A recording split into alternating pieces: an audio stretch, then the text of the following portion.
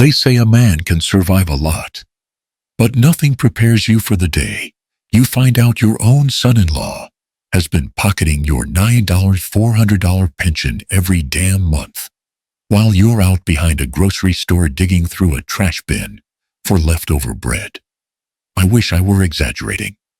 God, I wish I were. But hunger has a way of stripping a man down to the bone. Pride first, body second. And the worst part wasn't the cold nights or the empty fridge. It was the folder I found in my own desk drawer, a life insurance policy for $750,000, with my signature forged so perfectly it made my stomach turn. That was the moment I knew Derek wasn't just stealing my money. He was counting the days until I stopped breathing. My name is Frank Meyer, and if you're hearing this, it means you're ready to follow me down into the darkest parts of what was done to me and how I climbed back out. If you're watching this video, hit like, subscribe, and tell me in the comments where you are listening from. I want to know how far my story reaches, because no one should ever go through what I did, and no predator should ever sleep easy again. I've lived long enough to know winter hits different once you cross 60. Cold settles deeper. Loneliness echoes louder. Silence feels heavier. That afternoon in December, one of those Oregon days where the wind cuts through wood walls like they're paper, I sat hunched on my old sofa, wrapped in 2 threadbare blankets pulled up to my neck. I had on a heavy coat, underneath the same one I used to wear on night shifts at the post office, and still I could feel the cold slipping through every seam. I didn't turn on the heat. Derek said it was unnecessary, spending that saving a few $100s each month would help me long term. He always framed things like that, like he was doing me a favor. My breath was visible in the living room. That should have scared me. Instead, I just pulled the blankets tighter and tried to ignore the lightheadedness, the tremors in my hands, and that hollow ache in my stomach that hadn't truly gone away for weeks. Old men shouldn't complain, I told myself. Just get through the day. I hated how dependent I'd become on the budget Derek set up for me. I hated how small it made me feel. And the worst part, I hated knowing he thought I should be grateful. I closed my eyes to silence the humiliation creeping up inside me when suddenly the doorbell rang. 3 short buzzes. Exactly the pattern Evan used when he was a kid. I froze. Evan never visited unannounced. Not in winter. Not when the roads iced over and work kept him busy. I panicked for a second. Do I smell? Do I look as bad as I feel? I hadn't showered properly in days. The water heater barely worked, and cold showers left me shaking for hours. The bell rang again. I forced myself up, leaning on the armrest with one hand and my cane with the other. My knees felt stiff. My back throbbed, and the blanket dragged behind me like a cape of shame. When I opened the door, a blast of cold air rushed in, along with the sight of my son, standing on the porch with 2 oversized grocery bags in his arms. Dad, Evan's voice cracked, not from sadness yet, but from shock. I tried to smile, but as he stepped inside, his expression shifted fast. First confusion, then something darker. His eyes scanned the room, the dim light, the blankets on the sofa, and then the cloud of white vapor from my breath. He saw everything. He didn't say a word. Didn't need to. He shut the door quietly, walked straight to the thermostat, and just stared at the numbers. 52 degrees. He pressed the button to raise the heat. The panel beeped. A red message flashed. Remote lock enabled. Admin access required. Evan turned to me slowly. Dad, how long has the heat been off? I cleared my throat. Oh, I like it cool. Helps me breathe easier. It was a pathetic lie. We both knew it. Evan opened the refrigerator next. I watched his shoulders tense the second he saw inside. An expired carton of milk. A bottle of mustard, a few shriveled onion slices wrapped in plastic. Nothing else. He closed the fridge door harder than he meant to. Then he checked the pantry, only cheap instant noodles and crackers. He turned to me, voice trembling with restrained anger. "Dad, when was the last time you had a real meal?" "I'm fine," I said quietly. "Derek said I should cut down on carbs. Good for my heart." Evan looked at me like I'd said something unforgivably sad. His jaw clenched tight, and for a moment, he just stood there breathing hard through his nose, trying not to explode. Then, the sound of a car engine outside. Tires crunching over the frozen gravel. Derek. Great timing. The back door opened without knocking, because Derek never knocked. He strolled in, wearing his charcoal coat and that arrogant confidence he wore like cologne. He saw Evan and grinned. "Oh, hey. Surprise visit, huh?" His tone was fake friendly, almost mocking. "Checking up on Dad's finances. You know how seniors can get confused." I felt my face burn with embarrassment.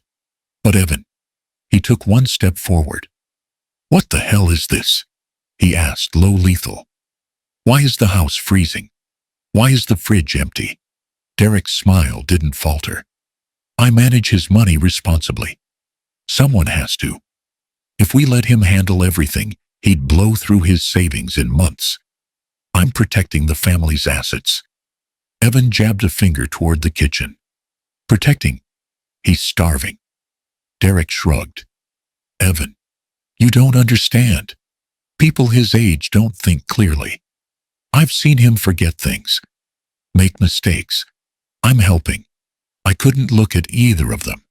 My hands shook harder now. Whether from shame or sold, I wasn't sure. I tried to step between them. "Please, don't fight because of me."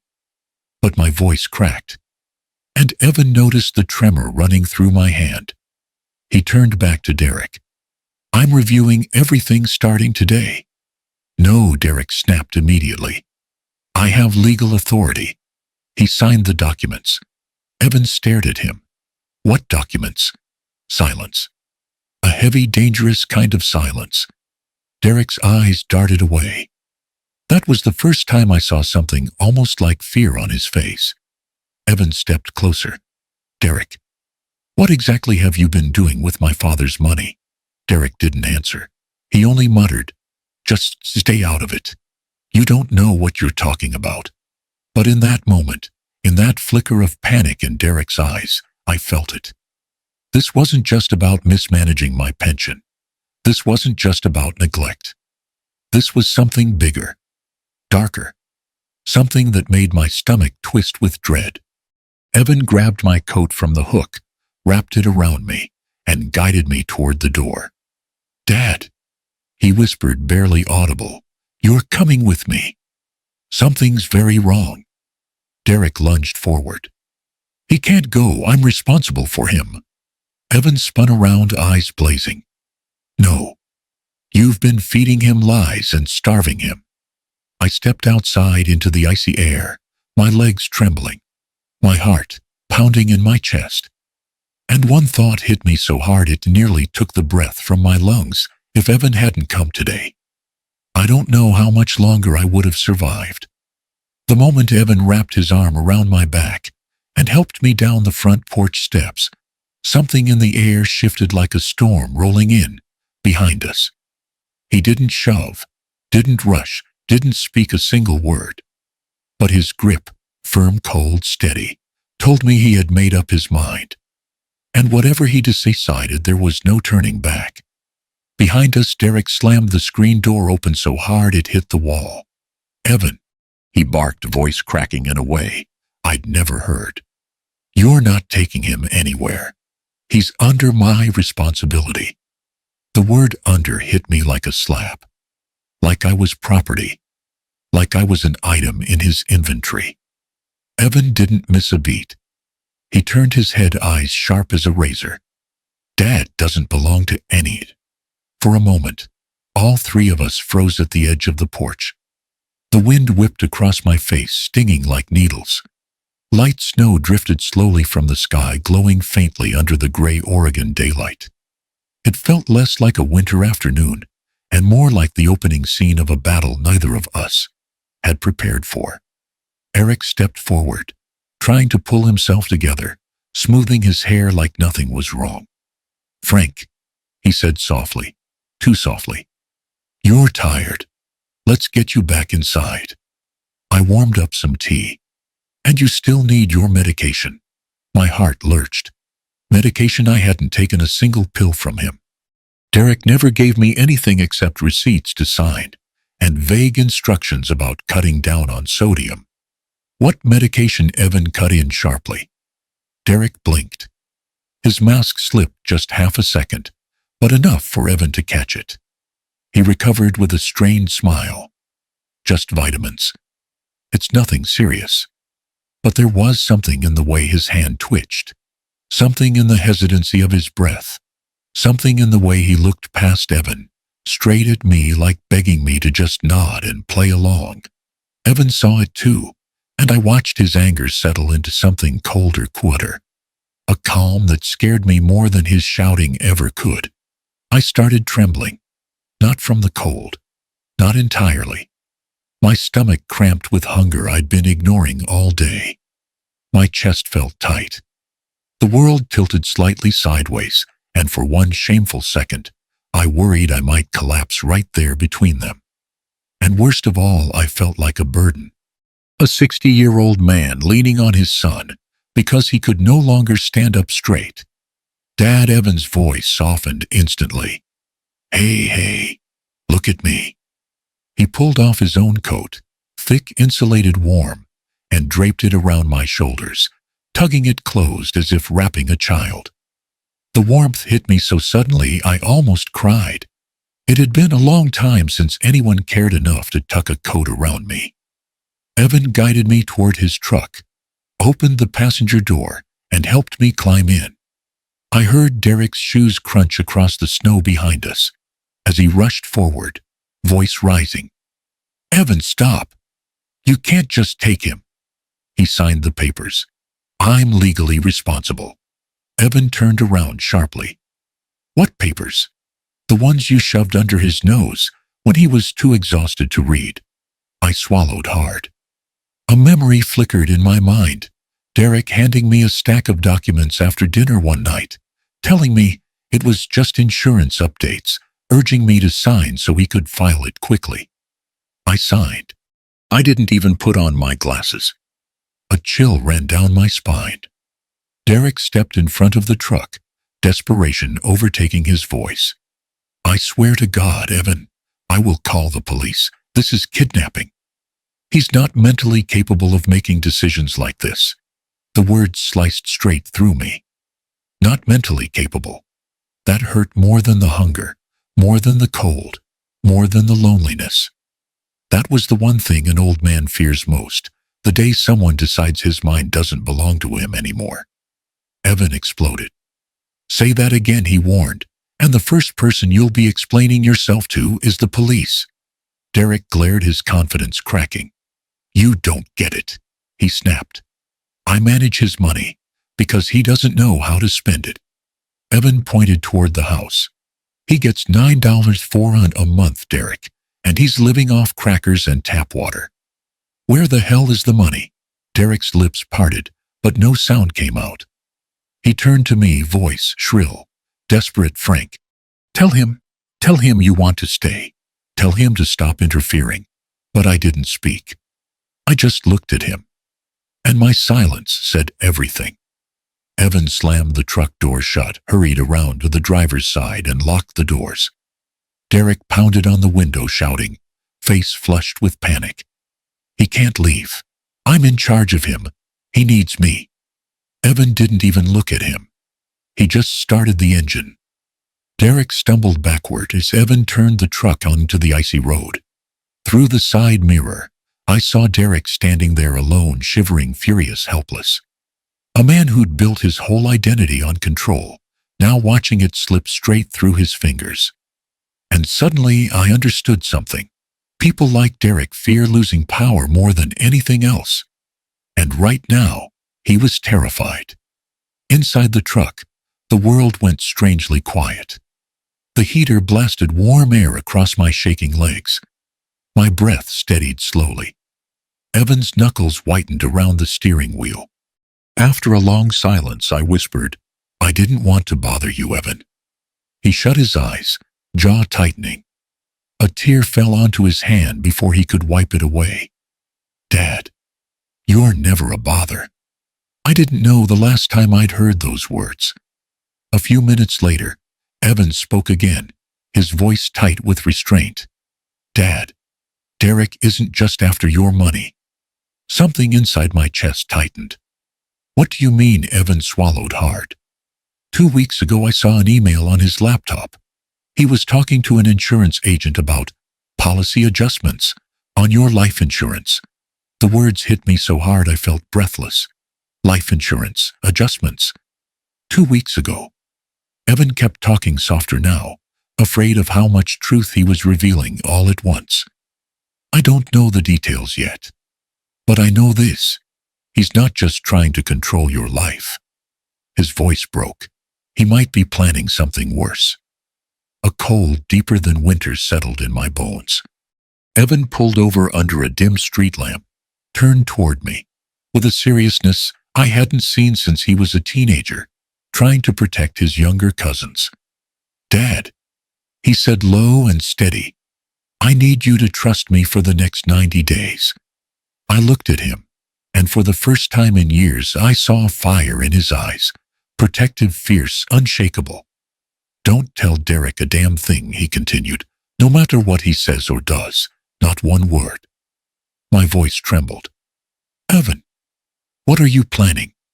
He stared straight ahead, hands firm on the wheel, bringing everything he's done into the light. He started driving again. I closed my eyes, one hand gripping the seatbelt as if it could anchor me. For a moment, I wasn't sure if the pounding in my chest was fear or relief. "Dad," Evan said softly, "what were you trying to tell me back there?" I opened my eyes, looked at him, really looked at him, and finally said the words I'd been terrified to admit even to myself. "Evan, I think Derek wants me dead." The truck jerked as Evan slammed the brakes in the middle of the dark road. And just like that, the real story began. St. Joseph Regional Hospital was lit up like a ship in the fog, bright, cold, clinical.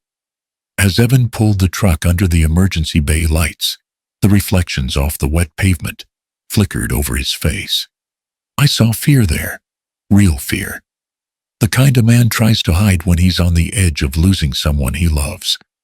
The moment I stepped down from the truck, the world tilted. A wave of dizziness hit so hard I had to grab the door to keep from falling. My legs buckled. "Dad." "Hey, Evan," caught me under the arms. His voice shot through the quiet parking lot, sharp and panicked. "I need help here. My dad can barely stand." 2 nurses rushed out, shoes squeaking across the wet concrete. One of them, a woman with short blonde hair, asked me something, but the words blurred. The next thing I knew, my body was sinking into a wheelchair. Embarrassment burned the back of my throat. I'd never imagined my son having to wheel me into a hospital, like a man half alive. Inside, under the fluorescent lights, I felt even smaller. Everything smelled like antiseptic and cold metal. The nurse pushed me into triage, where a doctor in blue scrubs hurried over. "Mr. Meyer." "I'm Dr. Melissa Grant," she said, scanning my face with a trained clinical intensity. "Can you tell me what's going on today?" "I'm dizzy," I managed. "Cold, weak, and drinking." I swallowed, ashamed. "Some days, not much." Evan stood behind me, hands on my shoulders, tense as stone. The nurse cuffed my arm. Blood pressure, 88, 50, 60s. Evan's breath caught. Next came a finger prick. Blood glucose 68 mg decil. Dangerously low. Then they asked me to step on the scale. 131 pounds. My son swore under his breath. "Dad, You weighed 165 last spring. Dr. Grant looked between us, her expression sober. We'll need to run labs. Right now he's showing signs of moderate to severe malnutrition. Evan's voice cracked. Just say it, he's starving. Dr. Grant didn't deny it. We'll confirm with tests. I couldn't look at Evan. The shame of it being examined like a neglected patient, instead of a grown man, gnawed at whatever dignity I still had. The nurses wheeled me down the hallway for blood work. Tubes of dark red filled one after another. My arms trembled uncontrollably, and the nurse covered me with a warm blanket. Evan hovered the whole time, pacing like a caged wolf, glancing at monitors, clenching and unclenching his fists. Every part of him radiated guilt and fury. When the results came back, Dr. Grant asked that we sit down. Her voice was steady, professional, but heavy. Mr. Meyer is severely deficient in vitamin D critical range. His B12 is extremely low. He's slightly anemic. His cholesterol is below what we consider safe for a man his age. She paused. All of these changes happen when someone hasn't been eating adequately for a prolonged period. I closed my eyes. Even though I already knew, hearing it out loud made my stomach twist. Evan took my hand. His thumb shook against my skin. You didn't deserve this, Dad. Not any part of this. About an hour later, a woman with silver hair and kind eyes stepped into the room. Mr. Meyer, I'm Patricia Moore. I'm a social worker with the hospital. Her tone was soft, but the folder she held made my heart pound. Social workers don't show up for nothing. She pulled up a chair. I just want to understand your living situation. Who helps you with meals? My son-in-law, I whispered. And do you have regular access to food? I hesitated. Evan inhaled sharply behind me. Patricia leaned forward. You're safe here, Frank. No one can influence what you say. Her gentleness undid me. It's just, I swallowed. He handles everything. My bank cards, my bills. He gives me cash. When he can. How much, she asked. Sometimes 20. Sometimes nothing. Evan cursed under his breath and turned away, wiping his eyes roughly with the heel of his hand. And food, Patricia pressed. Sometimes he buys groceries, I said. Sometimes he forgets. He says it's good for my heart to eat light. Patricia wrote something down. Not with the calm of a bureaucrat, but with the urgency of someone documenting a crime. This is financial exploitation, she said softly but firmly. And neglect. The word neglect hit me harder than any diagnosis. Just then a nurse entered, young, dark hair, tied back in a bun badge, reading Anita Lopez. She had another set of vials to collect, but when she looked at me, she paused. Mr. Meyer, do you live in Pine Ridge? I nodded, confused. She hesitated. I think I've seen you before. Well, not you, but your name. At Pine Ridge Trust Bank. That can't be, I said. I haven't been there in almost 2 years. Her eyebrows knitted. No, I'm sure. I worked part-time there during the summers. A man, your son-in-law, I recognize him, came in a few times. He used your debit card and ID, said you had back pain and couldn't make it. Evan froze mid-breath. Anita continued, voice gentle, but unwavering. He withdrew money every time. Large amounts. Something inside me crumbled. I remembered all those weeks Derek claimed the pension was low, or unexpected expenses came up, or I needed to budget better. Evan gripped the side of my bed. He drained everything, Dad, he whispered. He took your money while starving you. Patricia stood straighter. This is felony elder exploitation. We have to report this immediately. Evan's eyes burned with a cold fire I hadn't seen since he was a teenager defending a bullied friend. My heart ached. For him. For me. For the years we spent apart only to end up here, me, hooked to IV fluids, him watching me like he was afraid I'd disappear. Patricia completed a formal EPS report. Evan had to sign a document stating he was the only immediate family member involved in my care. I felt both relieved and terrified, because now that the truth was out, it couldn't be taken back. I lay in the hospital bed, IV fluid dripping steadily into my arm, the beeping of monitors steady like a slow heartbeat. Evan pulled a chair beside me, refusing to leave my side.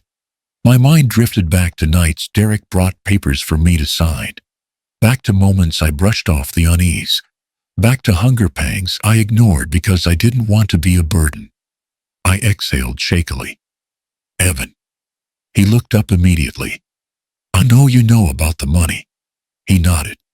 Yeah, Dad. But I swallowed, hard voice barely more than a whisper.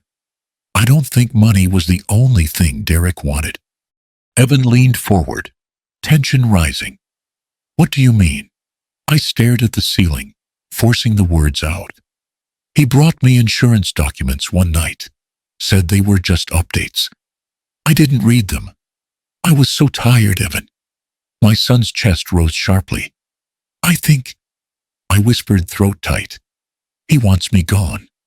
Evan's eyes widened. His whole body stilled.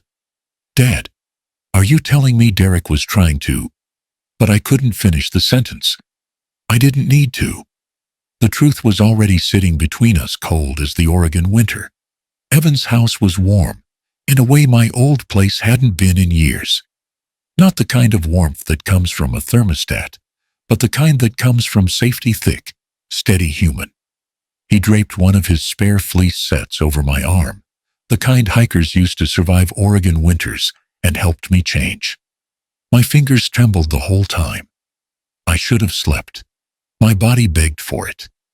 But my mind wouldn't stop replaying everything doctors.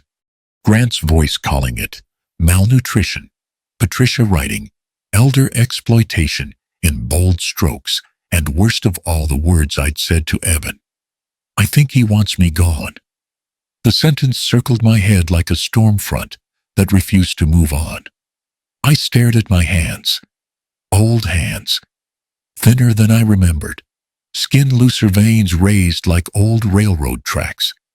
When did that strong man inside me disappear? I whispered to myself. Evan walked in, carrying my old laptop, the beat-up gray one Derek insisted on updating for me years ago. Dad, he said gently, I need to check everything Derek may have touched. I nodded, even though dread crawled up my spine. That laptop hadn't really been mine in a long time.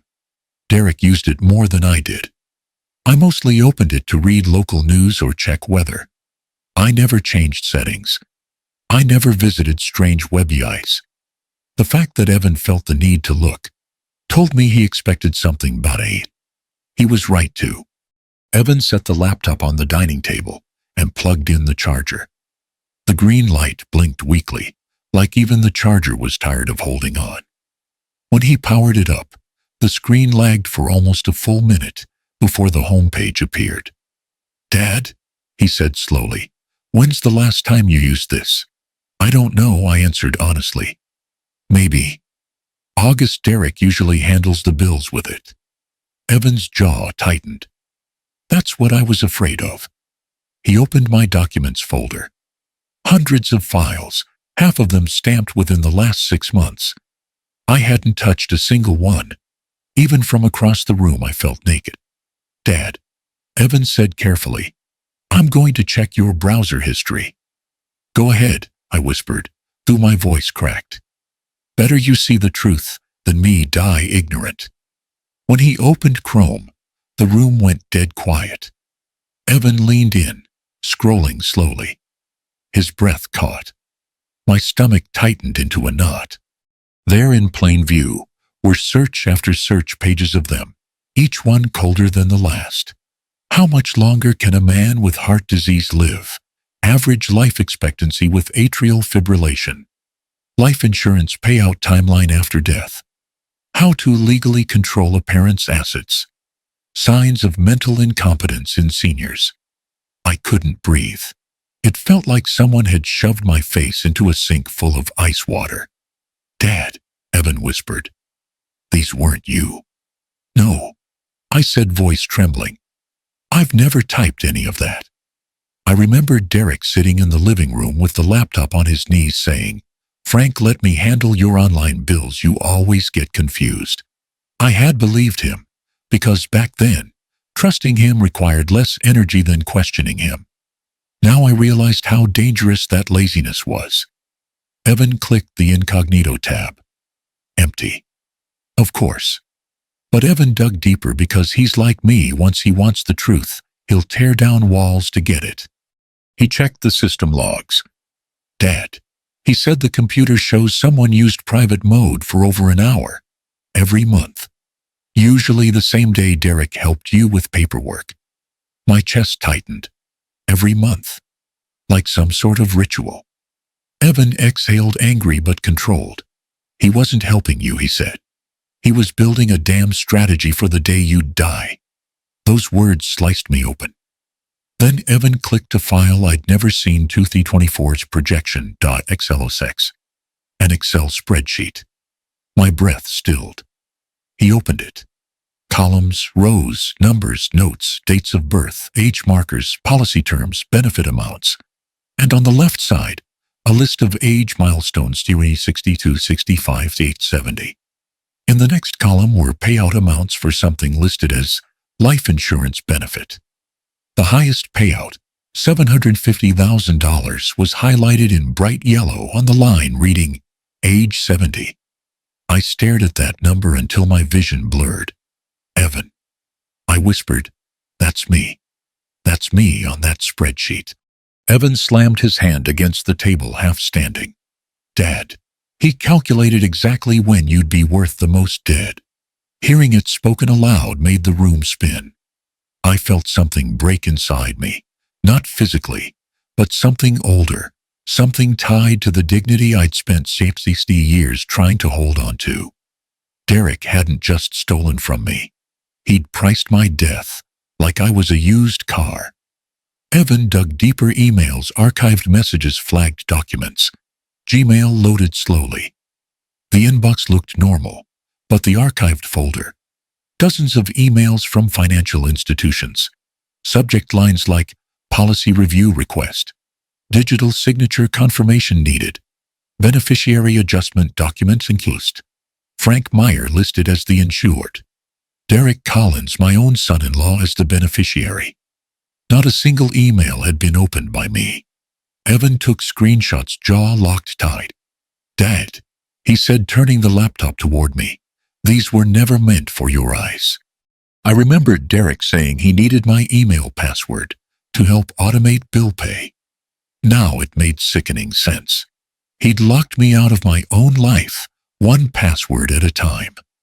Then came the memory I had tried to forget, a faint thing blurred around the edges. A night 2 years ago. Me collapsing in the kitchen. Derek calling 911. Me waking up in the ER with Derek telling Evan, "It's just dehydration. Nothing serious." It was after that night, Derek took full control to protect me. But now, looking at the screen, at the numbers and dates, the insurance files, the highlighted cell marking age 70 payout, I felt the truth slam into me. He hadn't been protecting me. He'd been preparing. Evan sat down next to me. His face was red, eyes glassy, not with weakness, but with the kind of fury only a betrayed son can feel. "Dad," he said quietly, "I need to ask something, and I need you to be completely honest." I braced myself. "Okay. Has Derek ever given you medication? Anything you didn't recognize?" The room felt smaller, colder. A memory surfaced, one I'd brushed aside. A small white pill. No label. Derek saying, "For your heart. Just take it." My hands shook. I think he did," I whispered. Evan stood so fast his chair nearly fell. "Dad, that's it. That's what I was afraid of." He grabbed his phone, hands trembling, but voice cold, controlled. "Jonathan, it's Evan. We found something." This isn't just financial exploitation anymore. A pause. Then Evan said the words that made my blood run cold. This is attempted harm. And the truth settled over us like fresh snow, quiet, heavy, deadly. I woke before the sun that morning, the kind of waking where you don't even remember falling asleep. Rain tapped softly against Evan's window, Oregon's way of telling you the world outside wasn't going to be gentle today. My body felt heavy, but not from exhaustion. More like a mice bracing for a blow he knows is coming. Downstairs I could hear Evan pacing, ceasing. Cupboard doors opening, closing. The clink of a mug too hard on the counter. A man thinking too fast to sit still. It struck me that he hadn't slept at all. My son, the same boy who used to oversleep every Saturday, had stayed up the entire night, going through my laptop, printing documents, taking notes, highlighting things that never should have existed in the first place. And I was the reason. I hated that. A little past 10, the doorbell rang. Evan opened it, and in stepped a man with silver hair, neatly parted, a wool coat draped over shoulders that carried the weight of 1,000 courtroom battles. He looked like someone who'd stared down more than one monster in his career and won. He offered his hand. Franklin, I'm Jonathan Hale, elder law attorney. Evan briefed me. His grip was firm, calm. The kind of handshake that says, let me carry this part for you. I didn't realize I'd been holding my breath until I exhaled a tremble. We sat at the dining table. Hale opened a leather folder pen, poised, eyes sharp but warm. Before we go any further, Frank, he said gently, I need to conduct a cognitive assessment. A what? I asked, a little offended. A test, Hale explained. To prove you are mentally sound. Derek will try to discredit you. He'll claim confusion, memory loss, anything to invalidate your testimony. Evan frowned. But Dad's fine. I know, Hale said. But the court needs proof. We do this now or Derek wins before we start. Those words sent a cold ripple down my spine. I nodded. All right, I whispered. Let's do it. He started simple. What day is it, Frank? I answered. Where are we? I answered that too.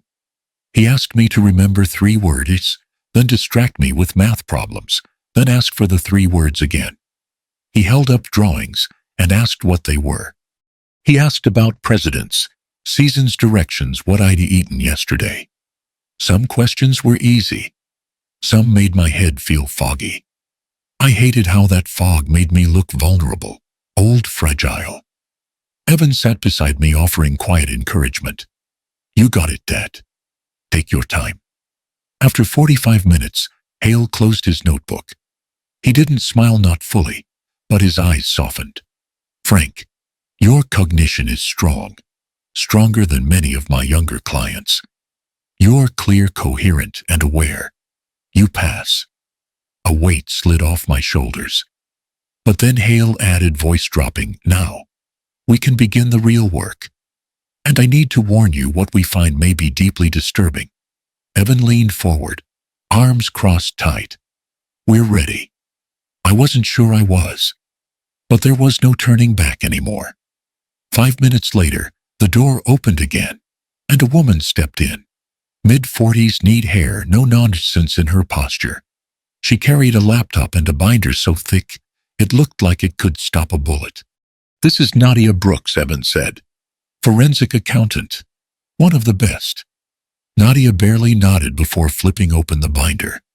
Mr. Meyer, I reviewed your finances over the past 24 months. Some of it is alarming. Go ahead, I said softly. Nadia pointed to a spreadsheet. Your monthly pension is $9,400, yet your personal spending averages between $80 and $100 a month. My throat closed. Nadia continued, tone steady but piercing. Every month, $6,000 is transferred to an account under the name D. Collins Reserve. Another $1,200 goes toward paying Derek's credit card debt. An additional $900 is sent to an account under the name C. Collins, Derek's sister. I blinked. He dragged his own family into this. Nadia flipped a page. The remaining funds show charges at high-end restaurants, golf resorts, and loan payments on a 2021 Lexus. Evan's jaw tightened so hard I heard his teeth grind. And this, she said, tapping another line. A recurring $430 monthly payment to Starlight Insurance. Mr. Meyer, do you know what that is? No, I whispered. I never signed any new insurance. That, Evan said through clenched teeth, is the life insurance premium. The one paying out if Dad dies. My blood turned cold. You mean? I swallowed hard. He used my own money to keep the policy alive. Nadia nodded. Everything inside me collapsed inward. A man can only accept so much betrayal before something in him changes shape forever. Then Hale opened another file, one he'd pulled from county records. Frank, look at this. He slid a document toward me. Power of attorney. Filed last June. It names Derek Collins as your legal agent. I shook my head violently. No, I never signed that. I never. We know, Hale interrupted softly. It's forged. Poorly, but enough that the clerk processed it. Evan shot to his feet. What the hell would he need POA for? Hale flipped to the next page and pointed. This grants him authority to sell real property, including your house. The room went quiet. Crushingly quiet. My voice barely escaped my throat. He tried to sell my home. He initiated the process twice, Hale confirmed. Only delayed because the lender required additional verification. Evan slammed his fist against the wall. Not out of rage, out of heartbreak. He tried to erase Dad's entire life. Hale then outlined our war plan. Immediately freeze access to Frank's finances. Collect every shred of evidence, fraud, forged signatures, financial exploitation. Report to Adult Protective Services and the district attorney. Prepare a civil suit for damages. Evan asked, voice low. What are our odds? Hale didn't sugarcoat it. Derek will fight hard. But we have truth on our side. And if we keep finding evidence like this, we might even uncover criminal intent. I felt my pulse quicken. Criminal intent. As in more than fraud. As in exactly what Evan feared. Then Nadia spoke again. She was scrolling through one last page of transactions, eyebrows suddenly knitting together. I need to check something, she murmured. Evan and Hale leaned over her shoulder. What is it? I asked. She zoomed in. On a payment April 12th, $299. Cascade Legal Filing Center. A legal filing service. Nadia's fingers flew over her keyboard. She accessed the county filing database. A full minute passed. Then another. And then she froze. Her face went pale. She slowly turned the screen toward us. Frank, she whispered, Derek filed a petition for full guardianship over you. My body went cold. Evan stood so fast his chair toppled. No. Over my dead body. Hale's eyes hardened like steel. If that petition is approved, Derek will legally control Frank's entire life. His money, his home, his medical decisions, everything. I felt my heart flutter, a small panicked thing inside my chest. Evan's voice dropped to a dangerous whisper. Then we end this. Right now. And for the first time since this nightmare began, I saw the fire in my son, the fire Derek should have feared. The next morning started with the kind of silence that isn't peaceful, just dense, heavy. The kind that settles on your shoulders because something bigger than fear is forming underneath it. Evan sat at the dining table with a cup of black coffee untouched in front of him. Papers were spread everywhere. Names, dates, a list longer than I expected, people who'd seen pieces of my life fall apart without even knowing what they were witnessing. Neighbors, mail carriers, delivery drivers, a teller at Pine Ridge Trust Bank. I held a mug of hot coffee with both hands just to stop them from shaking. The warmth felt foreign on my fingers, like security I didn't yet believe I deserved. I swallowed. Evan. Son, you don't need to drag half the town into this. He didn't even look up. Dad, they saw. And what they saw can save your life. There was no arguing with that tone. It wasn't anger, it was resolve. Something inside me steadied a little. The first stop was across the street. Maggie Turner, 82 years old, silver hair pinned tight, sweater knitted by hand, opened her door before we even knocked. She looked at me, and her face crumpled. Oh, Frank. Sweetheart. I knew something was wrong. I froze. People my age don't get called sweetheart often, not unless someone's looking at you with real pity. But this wasn't pity. It was sorrow. Maggie took my cold hand in her warm one. I saw you, back in October, digging through your recycling bins. I thought maybe you dropped something. Then I saw you again the next week. I told Harold I should have come over, but he said I might embarrass you. Her voice broke. But I knew, Frank. I knew something wasn't right. Evan didn't hesitate. Maggie, would you be willing to give a statement? She straightened her arthritic spine. For you, for Frank, I'll sign whatever you need.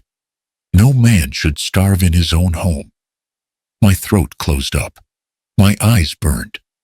I looked down at my shoes because I couldn't look at her kindness without feeling ashamed of the state I'd allowed myself to reach.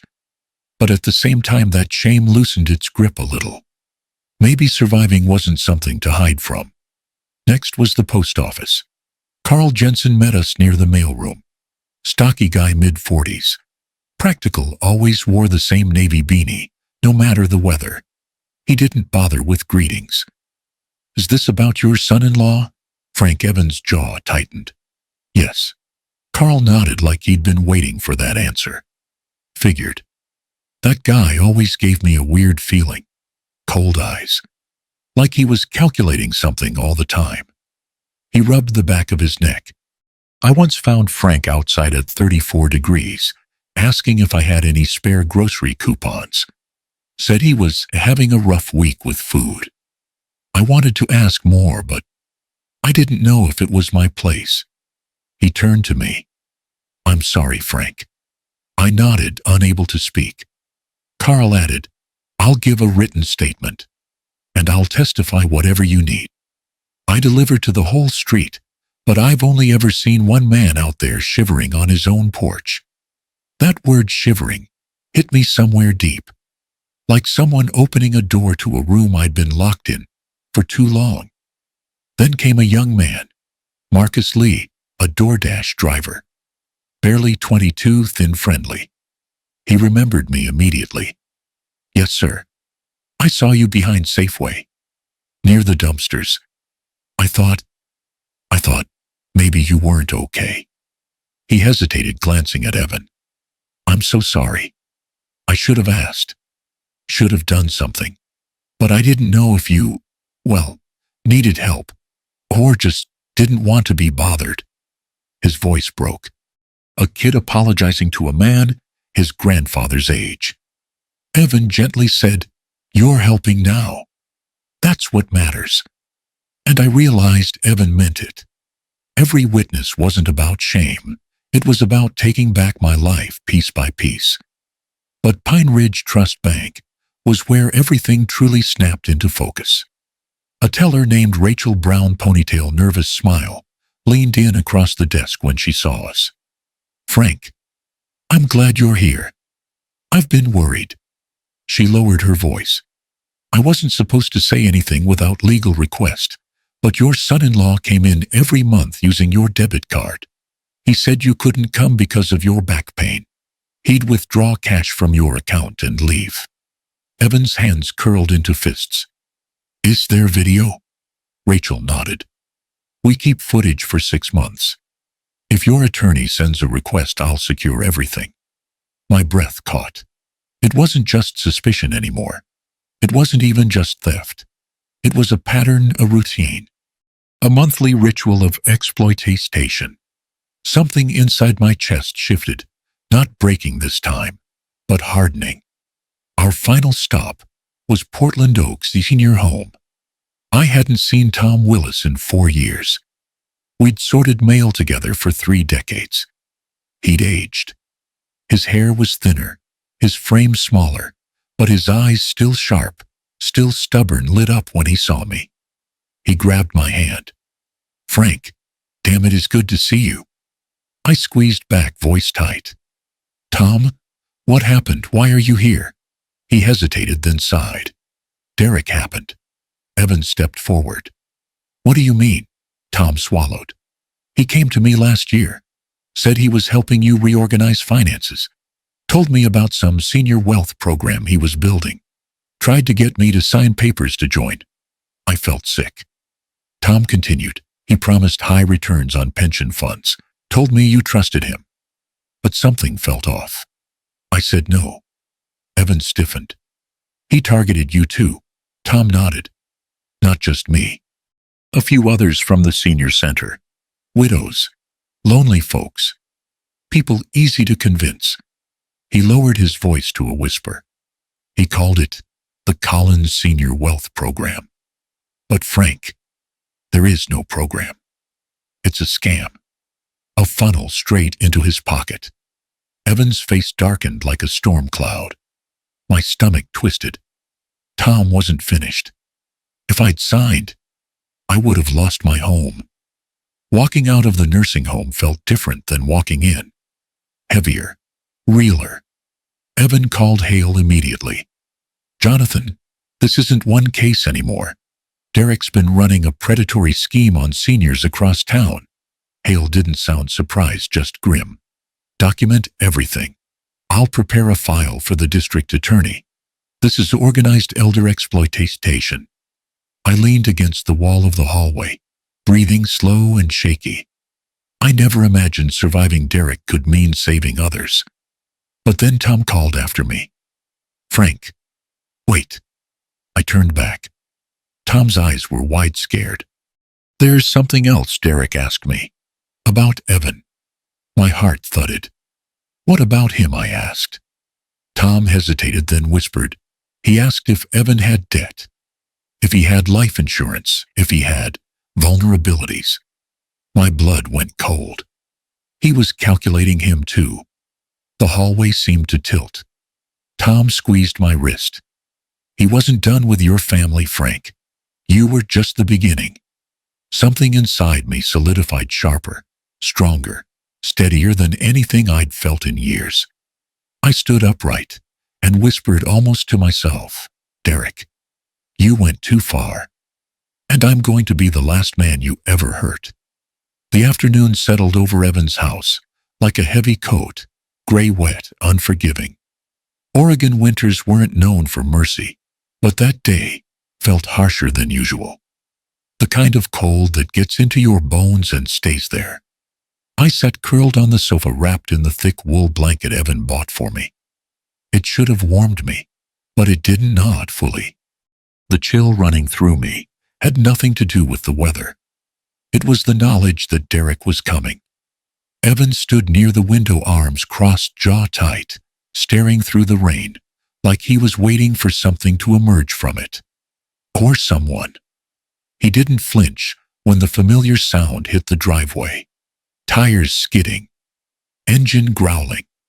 That impatient, angry kind of braking no good person ever uses. A black SUV lurched to a stop in front of the house. My stomach twisted. "He's here," Evan muttered. Not afraid. Not nervous. Just ready. The next moment came like a punch. Bang! Bang! Bang! Derek hammered the door with the side of his fist hard enough to rattle the frame. Evan opened it only a few inches, blocking the entrance with his body. "You're not coming in." Derek's eyes were bloodshot, suit rumpled, tie crooked. A man losing control in real time. "Where the hell is Frank?" he demanded. He stopped answering my calls. His phone's off. And his pensions didn't hit the main account this morning. What are you two doing? Evan's voice was ice, protecting him. He held his phone at chest height, already recording. Derek didn't notice. He never imagined anyone would dare collect proof against him. You're sabotaging the entire financial plan of this family, Derek shouted. Evan tilted his head slightly. Say that again. Derek's nostrils flared. Everything I built, every projection, every plan it depended on, things running normally, and you just destroyed it. That word projection shot through me. The spreadsheet, the ages, the highlighted payout. Evan knew exactly what he'd captured. I rose from the sofa on legs that didn't want to hold me, but I walked anyway. Slowly, painfully. I needed to stand next to my son. When Derek saw me appear behind Evan, something dark flickered across his face. Panic, anger, calculation, all tangled together. Frank, he snapped, you can't be here. You were supposed to be home. We had an arrangement. I'd never heard him use that tone before, like he was speaking to property, not family. Evan took one subtle step forward, shielding me with his body. For the first time in years, I felt protected. Derek saw it too, and switched tactics instantly. His voice turned syrupy, rehearsed. Frankie, you're confused? Remember, we agreed I'd manage your finances. You get mixed up sometimes. It's okay. That's why I help. Can you even tell me what day it is today? The words sliced through me. He was trying to paint me as incompetent, as a confused old man who needed his guidance.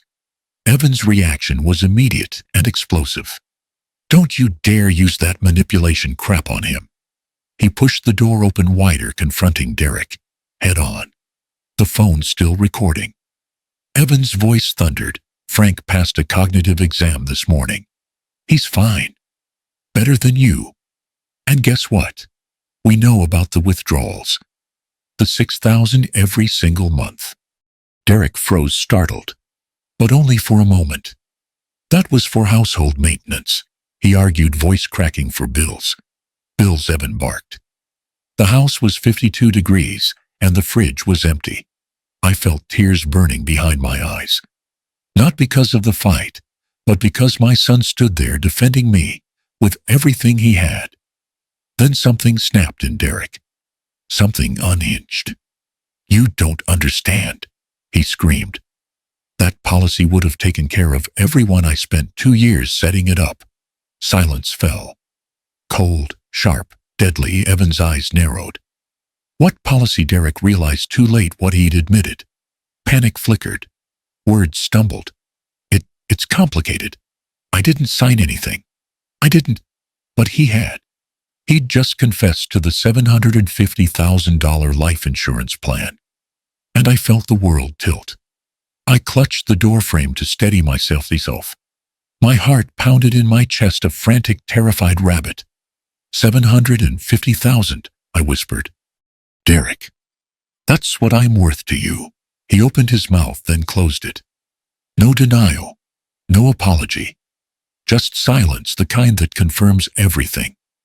Evan stepped fully in front of me now, a wall of muscle and fury. You're done, he growled. My knees buckled. Not from weakness, but from the shattering realization that I had been living inside a slow, quiet murder plan. I leaned on Evan's shoulder. He didn't flinch. Not once.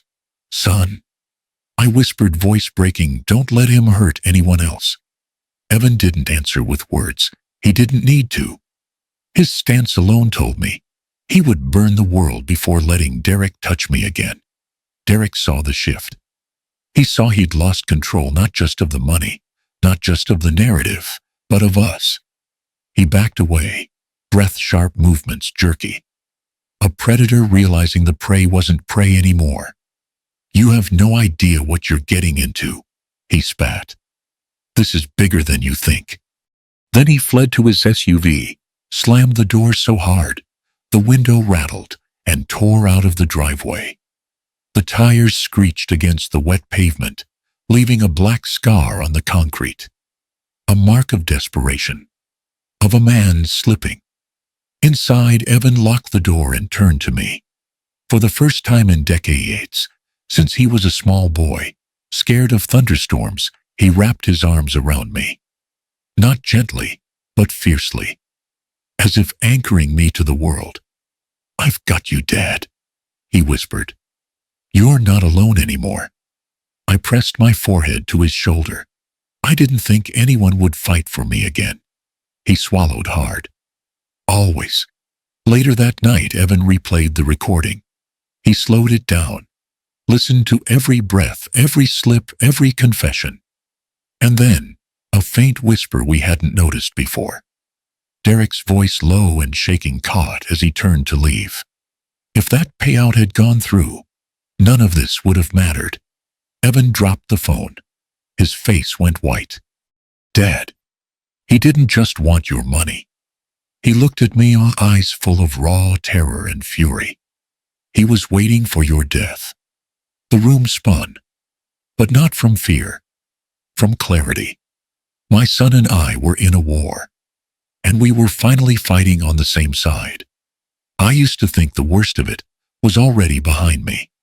The freezing nights, the empty fridge, the whispering hunger that followed me from room to room, the discovery of my pension draining out of my account like a slow bleed. The look in Derek's eyes when he said projection, like my lifespan, was something he had mapped out on a spreadsheet. But all of that, every bruise on my face, every cold night I spent wondering if I'd lost my mind, turned out to be just the tip of something much darker. Something wide, deep, frozen. A whole iceberg beneath my feet. That evening, rain pattered against Evan's roof like 1,000 tiny warnings. We sat in the living room, a space that had become both sanctuary and war room.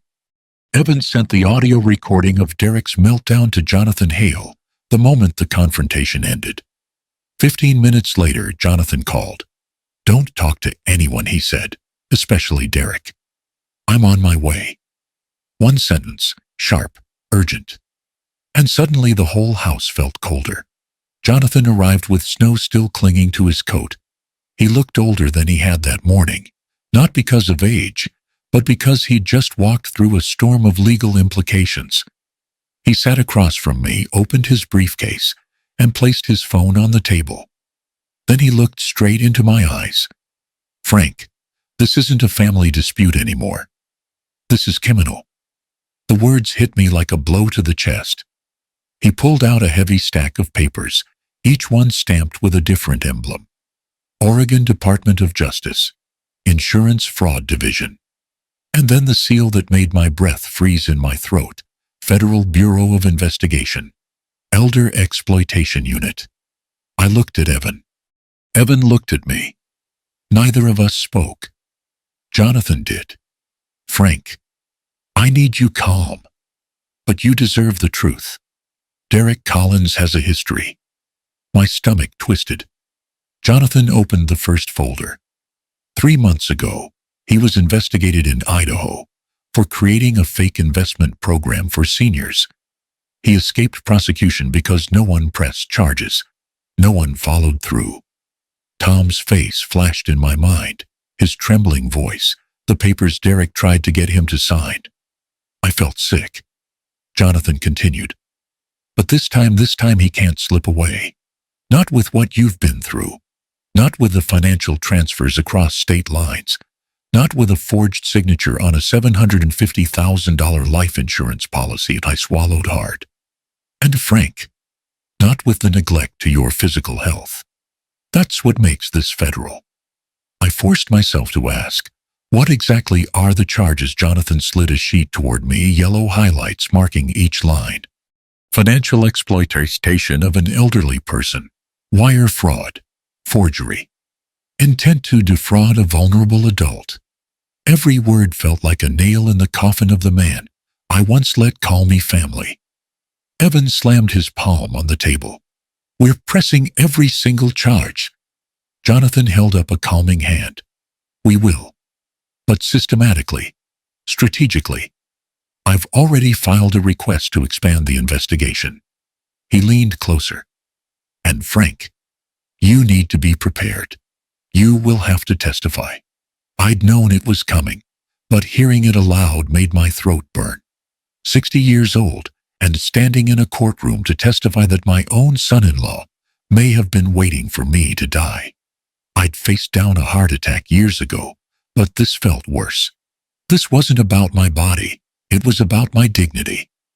A week later, the subpoena arrived. Evan was the first to see it. His hands trembled as he passed it to me.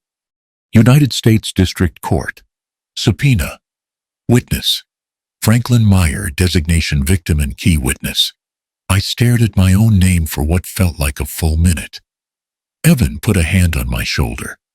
Dad, you don't have to be brave alone. I'm right here. Something inside me softened. Something I thought had died years ago between me and my son. But pain has a way of fusing people back together. The courthouse in Salem was bigger than I imagined. Walnut paneling, bright lights, cold air conditioning that made my fingertips numb. Evan walked beside me like a bodyguard. Jonathan walked on the other side like a general. They checked us in, took us through metal detectors, led us down a long hallway. And there he was, Derek, wearing a suit that fit worse than it used to. Hair messy, eyes wild and red. The arrogance drained out of him like someone pulled a plug. He couldn't even look at me.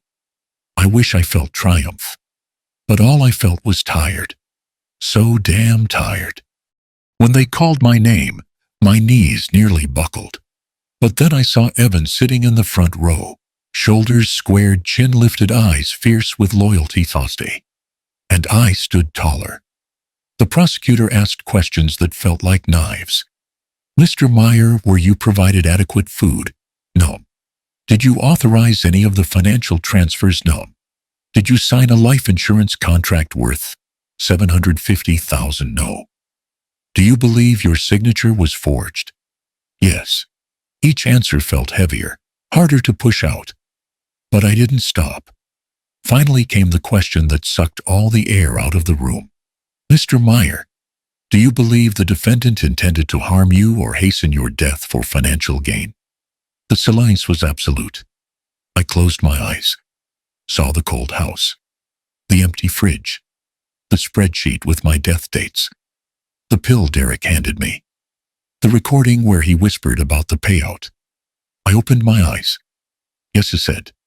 I believe Derek Collins was waiting for me to die. A few people gasped. Someone near the back whispered, "Oh my God." Evan looked down and wiped at his eyes. As I stepped down from the witness stand, my legs shook so badly I thought I'd collapse.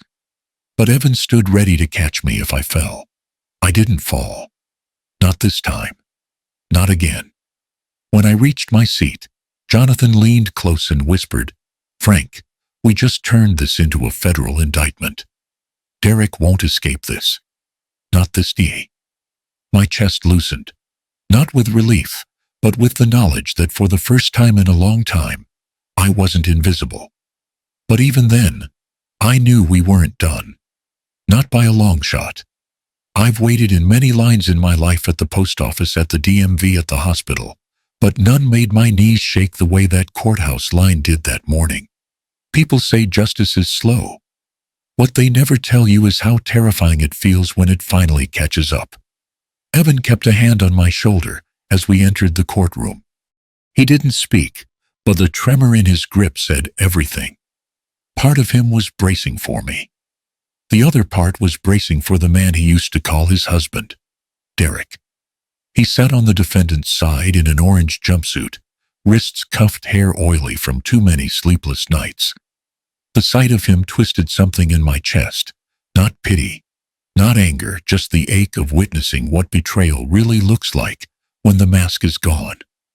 When he lifted his eyes and saw Evan, something in him cracked. But Evan didn't flinch. His face was stone. Then the judge walked in firm steps, sharp gaze, a presence that silenced every whisper in the room. We all stood. And I swear I could feel something shift like the key thinned. The federal prosecutor, Ms. Reddick, began her opening with a sentence that sliced through the air like a blade. This case is not about money. This case is about a man who was waiting for his father-in-law to die. A wave rippled through the courtroom, gasps, murmurs, someone dropping a pen. I felt Evan's hand tighten around mine. Evidence came next, each piece, like a fresh wound being reopened. They played the confrontation from Evan's house, Derek shouting, "You ruined everything. That policy was our future." His voice echoed cold through the courtroom. Evan swallowed hard, jaw twitching. Hearing the man he once loved talk about me like a liability, it nearly broke him right there. Jonathan displayed the forged signature they had pulled from the insurance company. My name bent and mangled, shaped by a hand that wasn't mine. Seeing it up there on the big screen felt like watching someone hold up a corpse of my identity, a stolen piece of me. Then dear old Tom, 75, hunched, shaking, hobbled to the stand. He adjusted his glasses, looked at me with watery eyes, and said, "Derek tried to get me to sign financial papers last year. Said it was a senior benefits program." Something felt wrong. Now I know why. He turned toward me and whispered, voice breaking, "Frank, I'm sorry I didn't warn you." I couldn't speak. I could only nod. The prosecutor held up my charts next. Vitamin D at near zero. B12 dangerously low. 31 pounds lost in 6 months. The doctor testified calmly, but her words struck like ice. Mr. Meyer was close to systemic collapse. One serious cold or fall could have been fatal. Evan exhaled sharply behind me, a sound halfway between rage and heartbreak. Then came Derek's turn. He shuffled to the stand, trying to force confidence into his voice. His attorney fed him soft questions. "You were only trying to help Frank, right? You believed he struggled with confusion, correct? You never intended harm." Derek clung to each lifeline, nodding like a drowning man grasping driftwood. But when Ms. Reddick rose, everything changed. She dropped a stack of papers in front of him. "Mr. Collins, explain this. Why search life insurance payout timeline 3 times in 2 weeks? Why purchase a $750,000 policy on Frank without his knowledge? Why name yourself as the sole beneficiary?" Derek's throat bobbed. He stammered, It was misunderstood." She opened another folder. And this spreadsheet, found on the victim's laptop. She projected it onto the screen. There it was. His spreadsheet. Columns of Jesus bytes. Projected death windows. And the row highlighted in yellow, age 68, ideal payout range. My pulse went silent. A chill ran through the entire courtroom. And then Derek exploded. "Fine," he screamed, slamming his cuffed hands on the table.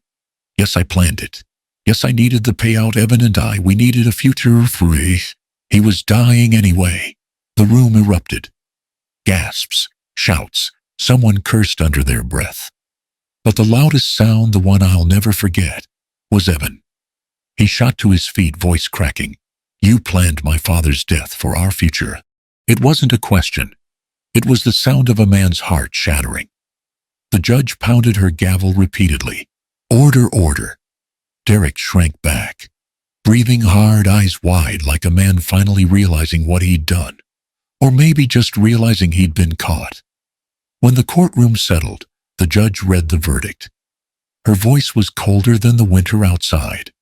For financial exploitation, wire fraud, forgery, and intentional endangerment of a vulnerable adult, I sentence you, Derek Collins, to 6 years in federal prison and restitution, totaling $620,000. Derek jerked forward, panic ripping through him. "That's impossible. Evan. Tell them. It wasn't all my idea. Tell them, you understand." But Evan didn't move, didn't look up, didn't offer even the shadow of sympathy. Officers grabbed Derek by the arms. He thrashed once, twice. yelling Evan's name until the doors slammed behind him, cutting the sound in half. Silence swallowed the room. Later, when the hall was almost empty, Evan turned toward me. His face was wet, eyes red, hands trembling. And then right there on the marble floor of the courthouse, my son fell to his knees. "Dad," he whispered, voice cracking open. "I'm sorry. I'm so sorry. I brought him into our lives. I didn't see what he was doing. I didn't protect you. I let you suffer alone. Can you ever forgive me?" His head dropped into my lap. I lifted my hand slow, aching, trembling, and laid it on his shoulder. Not yes, not no, just silence.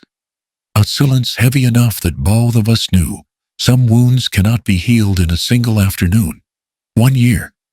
People say time heals everything, but I don't believe that. Time only opens the door. Walking through it, that part is up to you. And I chose to walk. A year after the sentencing of Derek Collins, my life no longer resembled the cold, dim existence I once lived.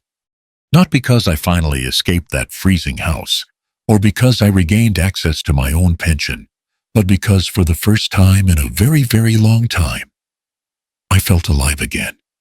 I sat by the window of Evan's home, now our home, watching Oregon fog drift between the distant row of pines. The house was warm. Not the kind of warmth scraped together from 2 thin blankets, but a true warmth from the floorboards, from the lights, from the way the air itself felt safe. I had gained back 26 pounds. My color had returned. Even the doctor said my heart looked stronger than it had in years. Evan had left for work an hour earlier. He made me breakfast each morning, not because I needed it, but because he needed to. I saw it in the way he lingered by the doorway, checking me one more time before leaving. Sometimes he'd look at me with a quiet fear, as if he was still afraid he might lose me all over again. And me, I didn't blame him. I didn't hold a single grudge.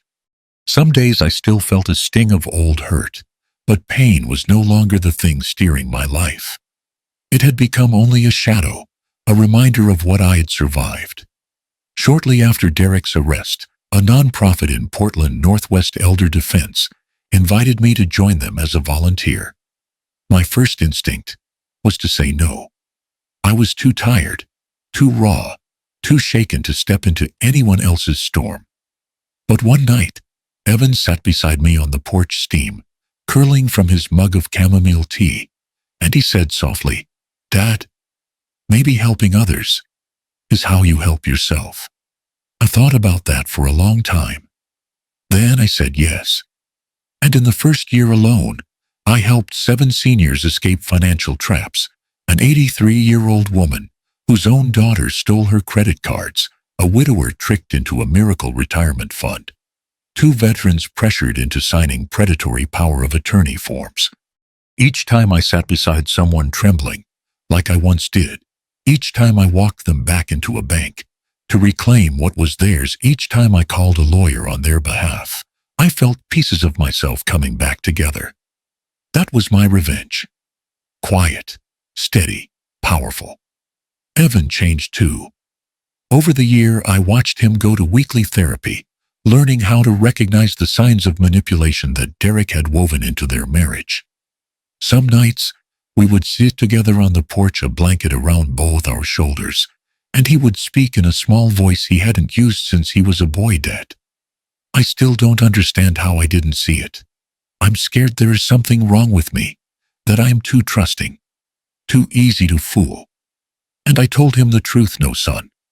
You only believe the best in the person you loved. Good hearts do that." He looked down when I said it, eyes glistening, not with despair this time, but with a hard-won kind of healing. He said sorry many nights over and over, but I only ever gave one answer. "We move forward, son. Forgiveness doesn't erase anything. It releases you from carrying it every morning." I didn't forgive him to lighten his burden. I forgave him so I could breathe again. One spring afternoon, I decided to clean out the old cardboard boxes I'd moved into Evan's garage. Dust clung to everything, and the air smelled faintly of old wood and forgotten years. In the bottom of a torn box, I found it. A photograph me at 30, standing beside my blue postal truck, broad-shouldered, sun-touched dealing, like a man who wasn't afraid of anything. I held that picture for a long time, long enough that my hands began to tingle. In the year I spent fighting to stand again, I'd forgotten I once was. That man, strong, certain, unafraid. I lifted the photo toward the light, and I whispered not to Evan, not to Derek, but to the man looking back at me. From the past I came back for you. And maybe in a way, I did. People ask me sometimes if the sweetest revenge was seeing Derek handcuffed, or hearing the judge sentence him to 6 years, or learning he owed over $600,000 in restitution. But no, those things were just as important, necessary, but not my revenge. My revenge was this: waking up warm, eating a real breakfast, looking in the mirror and not seeing shame, helping another old soul walk out of a trap meant to break them, feeling my legs steady beneath me again, breathing without fear lodged in my chest. The sweetest revenge was getting my life back. One evening, Evan came home late. He found me sitting at the kitchen table with the old photo in front of me. "Dad, what are you thinking about?" he asked. I smiled for the first time in months, without feeling something tighten inside me. "That the greatest revenge," I said slowly, "is not watching him fall." Evan pulled out a chair, sat down beside me, and waited. I placed a hand on my chest, right over my heart. It's standing tall again. And I truly had. For the first time after a year of chaos and pain and rebuilding, I felt something I once thought had died in me: peace.